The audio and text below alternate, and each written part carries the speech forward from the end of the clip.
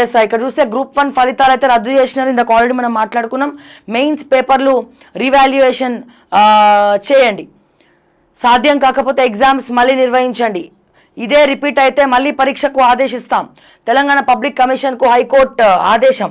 8 నెలల dead line విధించిన ఉన్నత న్యాయస్థానం. అభ్యర్థులు దాఖలు చేసిన పిటిషన్లపై విచారణ. బక్క జడ్సన్ గారిని ఈ విషయం మీద లైన్లోకి తీసుకుందాము. Hello, good morning madam. Sir good morning sir. మనం లైవ్లో ఉన్నాము చెప్పండి సార్. గ్రూప్ 1 ఎలా అనిపిస్తుంది హైకోర్టు ఇచ్చినటువంటి తీర్పు? నంబర్ 1 ఏంటంటే కొన్ని ముఖ్యమైన అంశాలు నేను నోట్ చేసిన సార్. ఏందనంటే ఈ జడ్జిమెంట్ లో మనం చూస్తే ఒకటి అభ్యర్థుల సంఖ్యల తేడాలు. ఓకే, వీళ్ళు మొదట ఏం చేసినంటే 21,075 మంది రాసిరని చెప్పి, తర్వాత వీళ్ళు మార్క్స్ ఎంత మందికి ఇచ్చిందంటే 21,085 మందికి ఇచ్చిందన్నారు. ఓకే, అంటే అదనంగా ఈ 10 మంది క్యాండిడేట్స్ ఎక్కడికి వెళ్ళి వచ్చిందనేది ఇయాటి వరకు స్పష్టత ఇయ్యలే. రెండో పాయింట్ ఏంటంటే హాల్ టికెట్ అక్రమాలు. అందులో ప్రిలిమ్స్ కు ఒక హాల్ టికెట్ నంబర్ ఇచ్చిండ్రు, మళ్ళీ మెయిన్స్ కు ఇంకో హాల్ నంబర్ ఇచ్చిండ్రు. దీనివల్ల ఏమైందంటే క్యాండిడేట్స్ ట్రాక్ చేయడం కష్టం అయిపోయింది, ఆడిట్ చేయడం కష్టం. మూడో పాయింట్ సెంటర్ వైజ్ అంటే ఆడోళ్లకు కొన్ని సెంటర్లు సపరేట్ గా, మగోళ్ళకు కొన్ని సపరేట్. కొన్ని సెంటర్లు అయితే 500కు ఎక్కువ మందే ఉన్నారు, కొన్ని సెంటర్లు అయితే ఒకళ్ళే ఉన్నారు. ఇది మాడరైజేషన్ లేకుండా ఎవాల్యుయేషన్ జరిగినట్టుగా స్పష్టంగా కనబడుతుంది. నాలుగో పాయింట్ అన్యాచురల్ ప్యాటర్న్స్ లో మార్కులు వచ్చినాయి. అంటే వరుస హాల్ టికెట్ నంబర్లు అదే మార్క్స్ 1,369 మందికి వరుసగా అదే వచ్చింది. ఇది ఒక మ్యానిపులేషన్ కనబడుతుంది. ఇందులో ఎవాల్యుయేషన్ లోపాలు ఏంటంటే 1,26,000 పైగా ఆన్సర్ స్క్రిప్ట్లను 90 రోజుల్లో 2 సార్లు కరెక్షన్ చేసినామని చెప్తున్నారు. ఇది పైన ఒక అద్భుతమైన శక్తి వచ్చి చేస్తే తప్ప చేయలేరు, మామూలుగా ప్రాక్టికల్ గా అసాధ్యం. ఇంకోటి అన్క్వాలిఫైడ్ బయాస్డ్ ఎవాల్యుయేటర్స్. అంటే ఆ కరెక్షన్ చేసిన వాళ్ళు ఎవరంటే రిటైర్డ్ లెక్చరర్లు, కోచింగ్ టీచర్లు, సబ్జెక్ట్ సంబంధం లేని ఫ్యాకల్టీలు వాళ్ళ వాడేందులో ఒక ఆర్సీ రేటింగ్ కోచింగ్ సెంటర్ లో పనిచేసిన విద్యార్థులు, ఇదివరకు పనిచేసిన వాళ్ళు వాళ్ళ విద్యార్థుల పేపర్లు వాళ్ళే తిట్టిందంట అలా పంతులు ఉన్నోళ్ళు. ఇంకోటి లాంగ్వేజ్ డిస్క్రిమినేషన్. తెలుగు మీడియంనేమో 7,800 మంది ప్లస్ 1 అంటే 1% మాత్రమే ఉత్తీర్ణులైండ్రు. ఉర్దూ మీడియంలో 10 మంది రాస్తే ఒకలైండ్రు, 10 మంది రాస్తే ఒకలైండ్రు. తెలుగులో ఎవాల్యుయేట్ లేకపోవడం వల్ల అందులో పూర్తిగా అందరు నష్టపోయింది.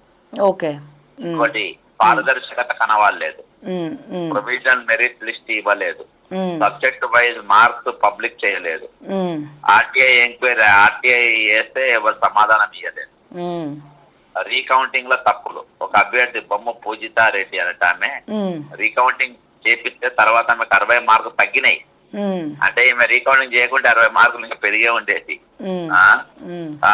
రీకౌంటింగ్ సిస్టమ్ నే నమ్మొద్దని కోర్టు ఇందులో పూర్తిగా వాళ్ళు అనుమానం వ్యక్తం చేసింది.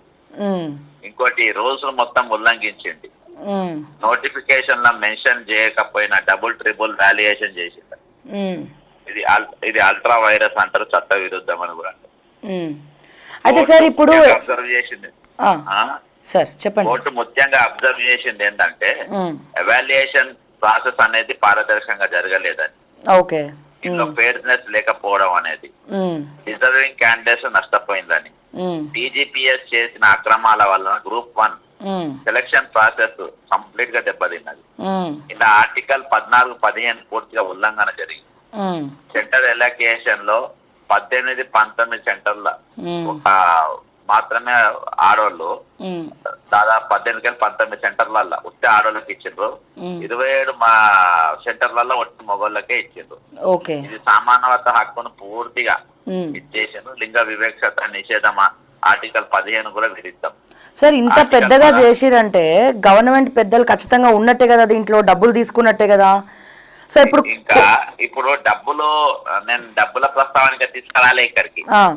నేను వాళ్ళు ఎక్కడెక్కడ తప్పులు చేసిందో ఇది చేయమన్నా. దీనివల్ల ఇప్పుడు మీరు ఏం చేస్తారు అని చేసి చూసుకోవాలి.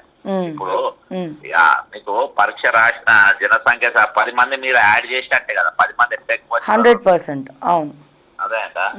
మీరు పేపర్లు దిద్దుకోవాలని ఎక్కడ పట్టుకొచ్చి దిద్దిపించిండ్రు. రెండవది, సెంటర్లలో రకరకాలుగా ఎన్నుకుంటారు. మూడవది, తెలుగుదేశం అని, తెలుగు గౌరవం అని, తెలుగు ఆత్మ గౌరవం అని, గాడిగుడ్డని అన్ని చెప్పేటోళ్ళు ఈరోజు తెలుగు పేపర్లకు ఎవాల్యుయేటర్స్ లేరు. తెలుగులో రాసిన వాళ్ళు అందరూ కూడా నష్టపోయారు. అవును, అర్థమైందా? మీకు చేత కాకుండా యూపీఎస్సీకి అప్పని చెప్పండి మీరు. కాబట్టి ఇది ఒక చెంపదెబ్బ ప్రభుత్వానికి. లేదు మేము ఫుల్ బెంచ్కి పోతాము, డివిజన్ బెంచ్కి పోతాము, సుప్రీం కోర్టుకు పోతాం అంటే ఇక్కడ ఒక దౌడ వలిగింది. అవును, వేరే దగ్గర పోయి ఇంకా తక్కిన దౌడలు వాళ్ళగట్టుకుంటే వాళ్ళకి దేశవ్యాప్తంగా పరువు పోతుంది సుప్రీంకోర్టు పోతే. ఇప్పుడు అంతే కదా, ఎలా కూడా పోయింది. ఎలా పరువు ఎక్కడిది, డ్రగ్స్ దొరికింది, ఎక్కడ చర్చ లేదు, ఏం లేదు. అది అసలు ఎంత అవమానకరం సార్. వేరే రాష్ట్రం పోలీసులు వచ్చి డ్రగ్స్ దొరికింది, ప్రపంచ వ్యాప్తంగా రికార్డ్ బ్రేక్ అయింది. అవును, ముఖ్యమంత్రి మాట్లాడారు. అవును, గుజరాత్ లో దొరుకుతున్నామో అందరూ గుజరాత్ లో మన దగ్గర తయారు కాలే, వేరే దేశంకి వచ్చినాయి. అవును, అవును, దిగుమతి చేసుకుంటే దాని మీద రాహుల్ గాంధీ, ప్రియాంక గాంధీ అందరు మాట్లాడారు. మళ్ళీ ఈగల్ టీమ్ సార్ దీన్ని ప్రత్యేకంగా ఇట్లాంటి పట్టుకోవడానికే ఈగిల్ని ఏర్పాటు చేసిరు కదా, హైడ్రాని ఏర్పాటు చేసి. లేదు గాడి గుడ్డు లేదు, కోడి పిల్లలు కూడా పట్టుకుంటలేదు అంతే. అయితే మహారాష్ట్ర వాళ్ళు వచ్చి ఇక్కడ దాదాపు ఉత్పత్తి కేంద్రమే ఏర్పాటు చేసింది. 12,000 కోట్ల డ్రగ్స్ దొరికింది, మహారాష్ట్ర పోలీసు వాళ్ళు పట్టుకున్నారు. ఇక్కడ మహారాష్ట్రలో బీజేపీ ప్రభుత్వం ఉంది కదా, ఆ ప్రభుత్వం పట్టుకున్నది మేము సాధించామని చెప్పి బీజేపీ రామచంద్రరావు స్టేట్మెంట్ ఇయ్యాడు. అవును, ఇలా మేం పట్టుకున్నామని చెప్పేసి బండి సంజయ్ స్టేట్మెంట్ ఇయ్యాడు. అవును, మేం పట్టుకున్నామని చెప్పేసి కిషన్ రెడ్డి స్టేట్మెంట్ ఇయ్యారు. అసలు క్లెయిమే చేస్తలేదు మేము పట్టుకున్నామని. అవును, అట్లీస్ట్ ప్రెస్ మీట్ లో అట్లీస్ట్ చెప్పట్లేదు. అవును, ఏడ ప్రెస్ మీట్ నేను తప్ప డిబేట్ చేసిన లేదే దీని మీద. ఇక ఆంధ్ర ఛానల్ అయితే మొత్తం మోకాళ్ళ చేసింది రేవంత్ రెడ్డి సర్కార్. మొత్తం మోకాళ్ళ మీద దాసోహంగా ఉన్నది. ఈరోజు చర్చనే లేదు. దేశవ్యాప్తంగా పేరు అంటున్నారు, పరువు పోవడానికి దేశవ్యాప్తంగా ప్రపంచ వ్యాప్తంగా పారిపోయింది. అవును, అవును, అవును, అదే సార్, ఆ విధంగా ఉన్నది. Yes sir, thank you sir, thank you so much. Okay. So నిజంగా జడ్సన్ గారు చెప్పినట్టు చాలా దౌర్భాగ్యకరమైనటువంటి పరిస్థితి. రాష్ట్ర వ్యాప్తంగా కాదు, దేశవ్యాప్తంగా పరువు పోవడం కాదు, ప్రపంచవ్యాప్తంగా పరువు పోయింది.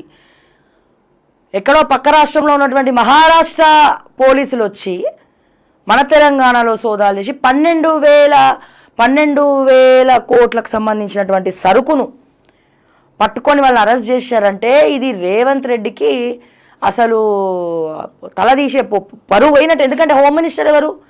తెలంగాణ హోమ్ మినిస్టర్ ఎవరు? ఉన్నాడా? హోమ్ మినిస్టరే లేని తెలంగాణ 2 ఏళ్ళు అవుతుంది కాంగ్రెస్ అధికారంలోకి వచ్చి. హోమ్ మినిస్టరే లేనటువంటి తెలంగాణలో మనం బతుకుతున్నాము. హోమ్ మినిస్టర్, హోంశాఖ రేవంత్ రెడ్డి చేతిలోనే ఉన్నది. మరి ఇప్పుడు ఎవరు పరువు పోయినట్టు? డైరెక్ట్గా రేవంత్ పరువు పోయినట్టే, మన ముఖ్యమంత్రి గారి పరువు పోయినట్టే, తెలంగాణ పరువు పోయినట్టే. కానీ బీజేపీ వాళ్ళు మాత్రం చెప్పుకుంటలేరు. ఏమని? మహారాష్ట్రలో ఉన్నది ఎవరు? జడ్సన్ గారు చెప్పినట్టు మహారాష్ట్ర పోలీసులు, మహారాష్ట్రాన్ని పాలించేది ఎవరు? బీజేపీ. మరి అక్కడ పోలీసులు వచ్చి ఇక్కడ పట్టుకుంటే మరి బీజేపీ అధ్యక్షవర్యులు రామచంద్రరావు గారు, బండి సంజయ్ గారు, ధర్మపురి అరవింద్ గారు, రఘునందన్ రావు గారు, ఇంతమంది బీజేపీ వల్లనే ఇది జరిగింది, మా బీజేపీ ప్రభుత్వం ఇట్లా ఉంది మహారాష్ట్రలో అని ఒక్కరంటే ఒకరు చెప్పుకోవట్లేదే. ఇది మా ప్రాఫిట్ అని కూడా ఎక్కడ ఒకరు స్టేట్మెంట్ ఇవ్వట్లేదు. ఎందుకు ఇవ్వట్లేదు అనేదే క్వశ్చన్ మార్క్. శాటిలైట్ మీడియాలో కూడా ఇంత పెద్ద ఘనత మహారాష్ట్ర పోలీసులు తెలంగాణకు వచ్చి చేస్తూ ఉంటే ఏ ఒక్క శాటిలైట్ మీడియాలో కూడా 12,000 కోట్ల రూపాయల డ్రగ్స్ పట్టుకున్నారు పక్క రాష్ట్రం పోలీసులు, మహారాష్ట్ర పోలీసులు అని చెప్పి ఏ శాటిలైట్ కూడా రాయట్లే. పెద్ద పెద్ద అక్షరాలతోటి జనరల్గా వార్తాపత్రికలలో ఆంధ్రజ్యోతి రాయాలని ఆంధ్రజ్యోతి కూడా రాస్తలేదు. అంటే దౌర్భాగ్యకరం ఇది నిజంగా. అన్ని రకాలుగా రేవంత్ రెడ్డి గారు ఫెయిల్ అయినారు. హెచ్సియులో కోర్టు ముట్టికాయలేసింది హెచ్సియు ల్యాండ్స్ విషయంలో. ఓకే, అండ్ ప్రతి కేసు మనం చూస్తూ ఉంటే ఎమ్మెల్యేల విషయంలో అట్లనే ఉన్నది. అండ్ ఇప్పుడు నిరుద్యోగులు గ్రూప్ 1 ఆస్పిరెంట్స్ విషయంలో అట్లనే తీర్పిచ్చింది. అంటే ఏం సాధిద్దాం అనుకుంటున్నారు? కాంగ్రెస్ గవర్నమెంట్ ఏం సాధిద్దాం అనుకుంటుంది? Government of Telangana and chief minister of Telangana Revanth Reddy గారు ఏం సాధిద్దామని అనుకుంటున్నారు? ఈ తప్పులన్నీ ఎవరి మీద రుద్దాలనుకుంటున్నారు? ఎవరి మీద చేయాలనుకుంటున్నారు?